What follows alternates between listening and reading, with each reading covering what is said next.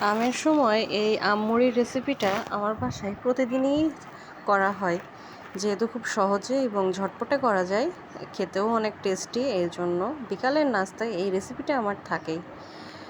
আসসালামু আলাইকুম সবাইকে, কেমন আছেন সবাই? আলহামদুলিল্লাহ খুব ভালো আছি আমি, আশা করি আপনারাও সবাই ভালো আছেন।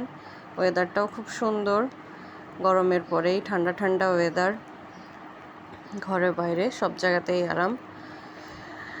আজকে কর্তা বাসায় আসার সাথে সাথে আবদার করলাম যে আম দিয়ে মুড়ি মাখা খাবো।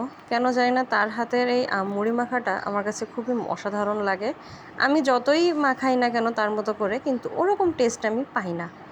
সেজন্য সে বাসায় আসলেই আমি তাকে বললাম যে মাখানোর জন্য। আমি তাকে সব কিছু রেডি করে দিলাম। এখানে আম, মুড়ি, গুঁড়া দুধ, হালকা একটু লবণ। কেউ চাইলে এখানে আপনারা লিকুইড গরুর দুধও ব্যবহার করতে পারেন, যার যেরকম। আমি যেহেতু লিকুইড গরুর দুধটা খেতে পারি না, সেজন্য আমি এখানে গুঁড়া দুধটাই ব্যবহার করি। গুঁড়া দুধ ব্যবহার করলে আমার কাছে একটু অন্যরকম ফ্লেভার লাগে, খেতেও খুব টেস্ট লাগে। জিনিসটা একটু মাখো মাখো টাইপের হয়, এই জন্য আমার কাছে আরও বেশি খেতে মজা লাগে।